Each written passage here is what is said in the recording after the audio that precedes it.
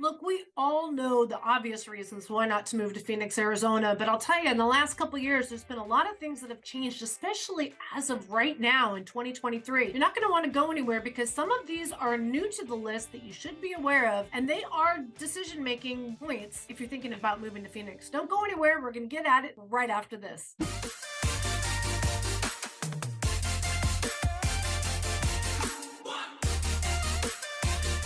Hello, this is Sheryl Willis over at the Real Agent Now group right here in Phoenix, Arizona. And if this is the first time to our channel, please subscribe, like that button. We will let you know when we release our 2 videos every single week.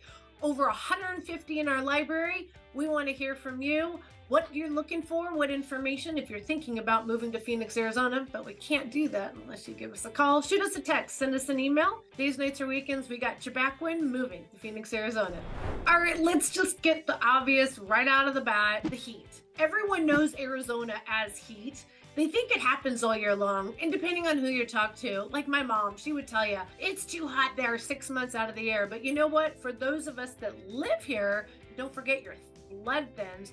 The 2 completely unbearable months are July and August. I'm just telling you, I don't care how long I've lived here, which is now 27 years, I still don't like July, and I still don't like August. July, it's hot as hell. But you know what? Usually the hottest day of the year is in late June. But let me tell you, June, you're kind of okay with the heat because it's new, right? You've just come off the winter, and our spring. So June, you're okay with the heat. You're laying out by the pool, you're getting that tan with lots of SPF.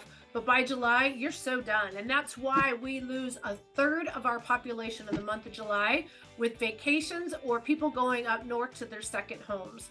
By August, those of us that are still working and are around here are absolutely complaining nonstop because as soon as you get out of your car, you are instantly hit with this thing that we don't have called humidity. And I realize our humidity is nothing like what the rest of the South and Southeast and Midwest have to deal with. But in August, when it's as moist in the air as it is and as hot as it is, you do not like living here in August. So you stay inside all the time. And by September, it's still hot to my mother's standards. But you know what? It's cool enough to go out and do some things in the nighttime. All right, let's go to the number 2 thing, and that is kind of new for us. That's affordability. I'll tell you, Arizona once was cheap, and now compared to some of the western coastal states, it's cheaper. But I'll be honest with you, even some of these rents are blowing my mind. I'm clearly shocked. Look, right now, buying a home, interest rates make the home expensive, but the rental rates are such a waste of money, such a waste of money. I just can't even believe what our rents have done. If you are going to live anywhere, whether it's Phoenix or anywhere in the world, if you're going to live there less than 3 years, it is better to rent, no matter how high the rent is. If you plan on being in your place of housing for over 3 years, it's always better to buy. Even if the market was to stay flat, you're paying down your own mortgage as opposed to someone else's. Here's the other thing. You want to take a bite out of rent control, you need to be your own landlord. Just saying. If you'd bought a house years ago with low interest rates, you wouldn't be looking at renting. Just saying. All right, number 3, what I don't like. I've been here for a very long time now. I almost call myself a native, but I'm not. Is the tourism. Whoa, has tourism just exploded? Even during COVID pandemic times, people were staying more domestic. We have still seen on an average $80 billion travel industry here in the greater Phoenix area. I'm not just talking the amazing things around our state like Grand Canyon, or down in Tombstone, or some of the other beautiful hikes and waterfalls and lakes that we all have. I'm talking about Phoenix metropolitan area. Las Vegas has completely changed. People have decided on the western part of the United States, this is where they're doing their parties. They're doing their bachelorette parties. They're doing bridal showers. They're doing guys' getaways. They're doing girls' spa weeks. it's a little overwhelming. And it's become so busy in Scottsdale, I don't even go there. It's not so fun. If you want to go to, again, like what Vegas used to be, that's Scottsdale. So the tourism is insane, and certain times of the year, the roads are just full of people. Not just the snowbirds. I'm just talking, it looks like California because all the rental cars say California, but it's massive tourism. I went to the Boyce Thompson Arboretum last weekend, well, in April, when that's the last time it's open. It was insanity how many people were there. So here's another little tip and trick. If you do come out here and you're seriously looking to buy a home, not just vacationing and thinking of buying a home, but if you're seriously buying a home, give us a call way before you're planning to come on out here. We will put you on a self-guided tour, and we will also include the hot spots to go to as a local, so you are not dealing with the massive tourists that are coming into town and in your way. Just saying. All right, number 4. This kind of goes with everything that's been happening here in the greater Phoenix area over the last couple of years, and that is we are becoming overpopulated. I have to say the freeways are still pretty darn good when you look at all the people. We're at 5 million people. The 2 main freeways that have congestion are Interstate 10 and Interstate 17, or is it Highway 17? Anyways, both of them have more interstate travel, and so you're getting the semi trucks and you're talking massive people that are just coming through Phoenix. And so if you stay off of those freeways, you're doing pretty good in the greater Phoenix area. And even with Interstate 10, they are widening it. By the way, I'm not supposed to be talking about the good stuff. I'm only supposed to be talking about the bad stuff. And there is bad stuff. So let me get back to that. The overpopulation is insane. I now have to stand in line at my grocery stores. I didn't have to do that 10 years ago. That's why they have all the self-checkout stands now. Anyways, overpopulation is a thing out here. Number 5, this is kind of a new thing. It's a topic across the nation, and that is we have a growing homeless population and poverty level. As rents started to go up over the last few years, a lot of these people, we don't have rent control here. So some of these elderly, which is unfortunate, who were on fixed incomes, all of a sudden had these $600 or more a month bump in rent, and they could no longer afford. And so we did see a bump in that population. It kind of sucks. And you know how you avoid that? Become your own landlord. Number 1, give us a call. Don't get stuck in these kind of positions. I know we always think I can buy a house down the road. We always go looking back, coulda, shoulda, woulda. And you know what they say in real estate? The best time to buy was 5 years ago. Don't wait 5 years. Give us a call right now. Anyways, I don't like it. It's unfortunate. Most of the homeless camps, there's actually one area in Central Phoenix, but I was recently in downtown Tempe and I saw a lot of them there. But at the same time, I drive around all over the greater Phoenix area and I see them randomly on a street occasionally. I don't see the home camps, but it's affected everyone across the nation, and it's sad. I'm bummed. I hate that you even talk about it, but I guess that's just ignorance if you don't talk about things. So we should talk about it. We should do something about it. Buy your own home. Don't let that happen to you. Okay, number 6, pollution. No joke, guys. So we live in a very flat area that is surrounded by mountains. So, I mean, think about it. It's just flat in the middle of the valley with the mountains. So when we don't get wind, which is most of the time, the pollution just sits in the city. And you know where you can see it most is when you go hiking, which I'm an avid hiker. When I go to those mountaintops, you can just see that haze. And again, that comes with pollution. So a lot of our visitors from other states that don't have as tight of emissions, their vehicles, if they're not registered here, they're bringing the problem. Here's where people coming from California are not the problem because they have tighter emission rules than we do. But it's a real thing, and it doesn't get blown out of our town. It kind of sticks and stays, and it sucks. So just saying. All right, that's going to lead me to number 7, water.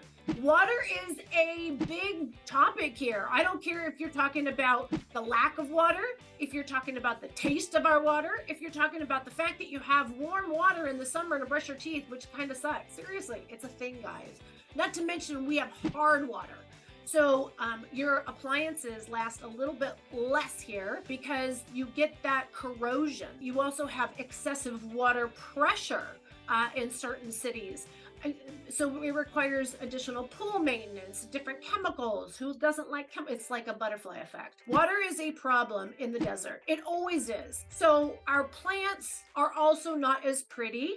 The way our plants survive in the desert is from very long, deep seeding water. So the roots grow way down. And so some of those flowering plants, like again, I come from California, all my flowers that I used to have in my garden in California, they don't live here. It's just too hot. Maybe for a couple of months I can get some flowers, but it's just completely different. I realize I've gone to like gardening here, but the water has a lot of impact on our lives. It very much does. And we get a lot of water from our monsoonal season, which is going to be in the September-October timeframe, and then also from the snow runoff. Right now, we are experiencing it in April, and so there are flood watches all over our state as that water is coming into our reservoirs, our aqueducts, etc. So water is always on our mind and always in our conversations, whether we're having a drought or not. So water is a thing. A real thing. So number 8, public transportation. We super suck in the Phoenix area. I come from the Bay Area where people commute an hour and a half to go to work. My brother-in-law lives in Gilroy.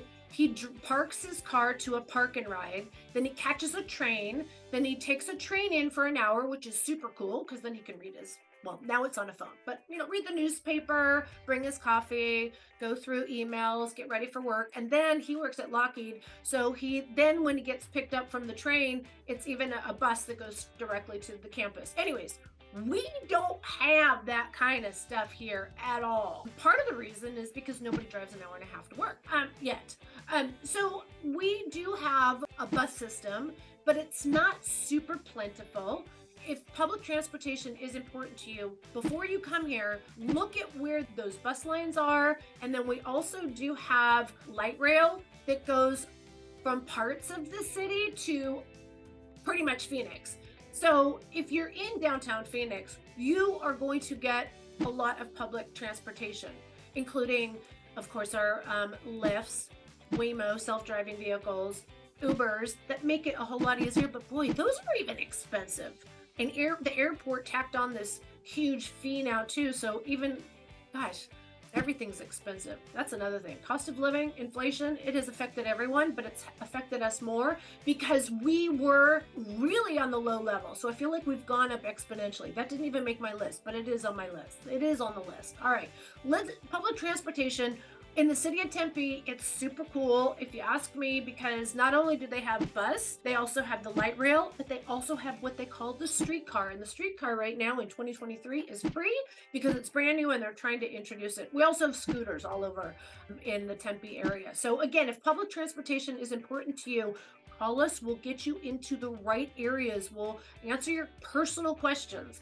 All right, here's number 9, critters. I love critters, but I'm not liking the ones that remind you of dinosaurs. Like, I don't like anything with scales or horns, or I'm okay with beaks, but I don't like javelina are the ugliest things you ever did see. Scorpions, And here's the thing, the big ones that you can see with the big tail, those are actually not the dangerous ones. It's the itty bitty ones. Are they all over? No. I'm talking more towards the mountains or where there is newer construction or desert. If you want to live by a mountain, you're going to get everything that comes with the mountain. I live in an area that has been developed for about 25 years and never seen a scorpion in my life, but I have seen coyotes in my neighborhood, and we're talking 10 miles, actually a different direction, maybe 5 miles from the desert. So you just need to be aware. If any of this, and again, I don't see snakes in my backyard either, but you're living in the desert, and yes, we do really have streets and concrete, so it's not like we have tumbleweeds rolling through the neighborhoods. If these are concerns of yours, call us. We will help guide you to areas that have less invasive wildlife. because some of them are super fun to watch. Like I love the roadrunners. I love the rabbits. I actually don't mind the raccoons. I actually don't mind the coyotes. I don't have a small dog. I have a medium-sized dog, so he can take care of his own. And he has been rattlesnake divergent training, and that is a real thing. And he just we avoided a rattlesnake just recently because of the way he reacted. We got off into a different direction and we never saw it, so it was perfect. All right, lastly, number 10, and it's super livable, but it's just not, I don't know, it made one of my top lists. I love looking at real estate no matter where I go. And I have to say, most of the neighborhoods in the greater Phoenix area are not pretty. I'm just going to call number 10 brown neighborhoods. Look, if you live in a newer community, the plants aren't grown yet. If you live in a higher end community, you can have some beautiful, beautiful, beautiful, beautiful desert landscape, and it's gorgeous. You don't have to have green and flowers and stuff. But if you go to where the average person is looking and buying, we're looking at really ugly rock, which I'll tell you, when I remodeled my backyard, I know that sounds funny, I remodeled actually my front and my backyard. It cost me more to have my old little ugly rock removed than it did to put the new rock in. Because you know what? Nobody wants the rock. I was like, free! And then I was like, I'll help load the truck. Nobody wanted it. I had to pay more money to get rid of the old crap than it was to bring in the new stuff. And here's the other thing. People want beautiful landscaping, and when they start trying to do it themselves, they just don't know how to do it right. In fact, one of my neighbors pulled out their grass, which that's fine. They went to what they call xeriscape, okay? But now we lost another greenhouse, right? And they took out all the grass. They put in all rock. And instead of having a professional landscaper come in and do all this, because I know everybody wants to save a buck, what they did was they laid out the rock, and then they took the leftover rock and they built these mounds of rock, and then they stuck these planters on the top. It looks terrible. It looks horrible. And if you drove down my street, I'd have to tell you, I don't even like my own street. I think it's ugly. I love my house. I have the prettiest front yard. I have the best backyard. I don't know about the best, but I have a fantastic backyard. But I'm telling you, this house fired. But again, this is what you get with DIY. So brown neighborhoods, house looking the same after all. And here's the thing, when people call me and they're like, I don't want to live in the neighborhood like I just described, so I take them to places like Tempe or older part of Goodyear. They love the look of it, but they also don't like the old home. So here's the thing, guys. If you have something in mind, give us a call, shoot us a text, send us an email. We want to hear from you. We will be glad to show you what you think you want and then make some recommendations and hopefully get to the perfect place for you to call home. If you are thinking of moving to Phoenix, we want to hear from you, even if it's a year, 2 years in advance. I actually recently had some people call the night before. Try and give us a little bit more notice because we want to help as many people as possible have a smooth, perfect transition into the greater Phoenix area. All right, guys. Thank you so much. I can't wait to hear from you because you just know, pick up that phone right now. Give us a call. Shoot us a text. Send us an email. We want to hear from you right now. Until next time, I'll see you soon.